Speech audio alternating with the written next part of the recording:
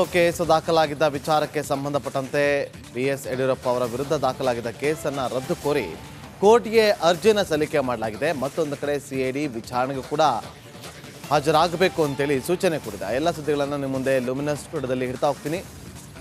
ಪ್ರಮುಖವಾಗಿ ಬಿಎಸ್ ಯಡಿಯೂರಪ್ಪ ಅವರ ವಿರುದ್ಧ ಪೋಕ್ಸೋ ಕೇಸ್ ದಾಖಲಾಗಿದ್ದಂತಹ ವಿಚಾರಕ್ಕೆ ಸಂಬಂಧಪಟ್ಟಂತೆ ಪ್ರಕರಣವನ್ನು ರದ್ದು ಮಾಡಬೇಕು ಅಂತ ಕೋರಿ ಹೈಕೋರ್ಟ್ಗೆ ಬಿಎಸ್ ಯಡಿಯೂರಪ್ಪ ಪರ ವಕೀಲರು ಅರ್ಜಿಯನ್ನು ಸಲ್ಲಿಸಿದರು.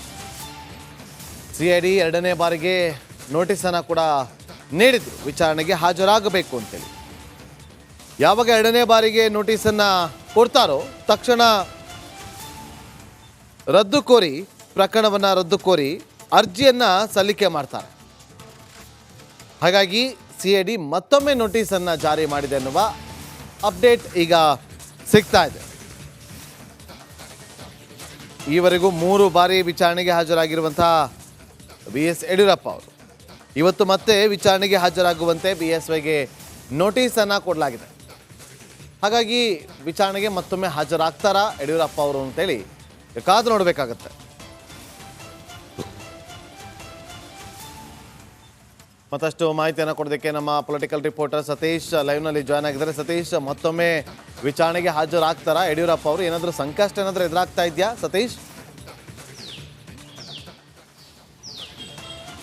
ನಾಗೇಂದ್ರ, ಸದ್ಯದ ಮಾಹಿತಿ ಪ್ರಕಾರ ಅವರು ಹೈಕೋರ್ಟ್ಗೆ ಅರ್ಜಿಯನ್ನು ಸಲ್ಲಿಸಿದ್ದಾರೆ. ಪ್ರಕರಣ ರದ್ದು ಕೋರಿ ಹೈಕೋರ್ಟ್ಗೆ ಅರ್ಜಿಯನ್ನು ಸಲ್ಲಿಸಿದ್ದಾರೆ ಯಡಿಯೂರಪ್ಪನವರು. ಪೋಕ್ಸೋ ಪ್ರಕರಣ ಕುರಿತು ಸಿಐಡಿ ನೋಟಿಸನ್ನು ನೀಡಿತ್ತು, ಮತ್ತೊಮ್ಮೆ ವಿಚಾರಣೆಗೆ ಹಾಜರಾಗಬೇಕು ಅಂತ. ಆ ಹಿನ್ನೆಲೆಯಲ್ಲೇ ಹೈಕೋರ್ಟ್ಗೆ ಈಗ ಅರ್ಜಿಯನ್ನು ಸಲ್ಲಿಸಿದ್ದಾರೆ. ಹೀಗಾಗಿನೇ ಇವತ್ತು ವಿಚಾರಣೆಗೆ ಹಾಜರಾಗುವ ಸಾಧ್ಯತೆ ಕಡಿಮೆ ಇದೆ. ಪೊಲೀಸರ ನೋಟಿಸ್ಗೆ ಇವತ್ತು ಹಾಜರಾಗುವ ಸಾಧ್ಯತೆ ಕಡಿಮೆ ಇದೆ. ಕೋರ್ಟ್ನ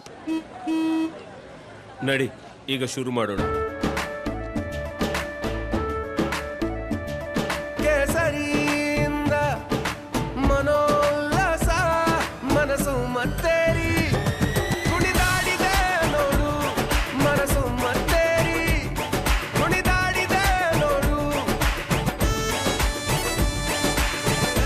ಕ್ಷಣ ಕ್ಷಣವೂ ಆಚರಿಸಿ ಕೇಸರಿ ಹಬ್ಬ. ವಿಮಲ್ ಬಾಯಲ್ಲಿ ಹೇಳಿ ಕೇಸರಿ. ಪ್ರಕ್ರಿಯೆ ನೋಡಿಕೊಂಡು ನಂತರ ಕ್ರಮವನ್ನು ತೆಗೆದುಕೊಳ್ಬೋದು. ಹೀಗಾಗಿನೇ ಅದು ಸಾಕಷ್ಟು ಪೋಕ್ಸೋ ಪ್ರಕರಣ ಸಾಕಷ್ಟು ಕಗ್ಗಂಟಾಗಿದೆ ಯಡಿಯೂರಪ್ಪನವರಿಗೆ. ಅದು ಬಹಳ ಗಂಭೀರವಾದಂಥ ಆರೋಪ ಇತ್ತು. ಆದರೆ ವಿಚಾರಣೆಗೆ ಹಾಜರಾಗಿದ್ದರು ಕೆಲವೊಮ್ಮೆ. ಅನಂತರ ಕೋರ್ಟ್ಗೆ ಅರ್ಜಿಯನ್ನು ಸಲ್ಲಿಸಿದ್ದಾರೆ. ಕೋರ್ಟ್ನಲ್ಲಿ ವಿಚಾರಣೆ ನಡೆದು ಏನಾಗುತ್ತೆ ಅನ್ನೋದು ಕಾದು ನೋಡಬೇಕಾಗತ್ತೆ. ಆದರೆ ಸದ್ಯಕ್ಕಂತೂ ಸಿಐಡಿ ಅವರ ನೋಟಿಸ್ಗೆ ತಕ್ಷಣಕ್ಕೆ ಸ್ಪಂದಿಸ್ತಿಲ್ಲ. ಅಂದರೆ ವಿಚಾರಣೆಗೆ ಹಾಜರಾಗುವ ಸಾಧ್ಯತೆ ಕಡಿಮೆ ಇದೆ. ಕೋರ್ಟ್ನಲ್ಲಿ ಒಂದು ವೇಳೆ ರದ್ದಾದರೆ ರಿಲೀಫ್ ಆಗುತ್ತೆ, ಇಲ್ಲಾಂದರೆ ವಿಚಾರಣೆ ಕಂಟಿನ್ಯೂ ಮಾಡಿ ಅಂತ ಕೋರ್ಟ್ ಏನಾದರೂ ಆದೇಶ ಮಾಡಿದ್ರೆ ವಿಚಾರಣೆಗೆ ಹಾಜರಾಗಬೇಕಾಗುತ್ತೆ. ಹೀಗಾಗಿನೇ ಯಡಿಯೂರಪ್ಪನವ್ರಿಗೆ ಒಂದು ಸಣ್ಣ ಕಂಟಕ ಎದುರಾಗಿದೆ. ಕಾದು ನೋಡಬೇಕು ಕೋರ್ಟ್ನ ಏನು ವಿಚಾರಣೆ ಆಗುತ್ತೆ, ಯಾವ ರೀತಿ ತೀರ್ಪು ಬರುತ್ತೆ, ಅನಂತರ ಮುಂದಿನ ಪ್ರಕ್ರಿಯೆಗಳು ಗೊತ್ತಾಗುತ್ತೆ.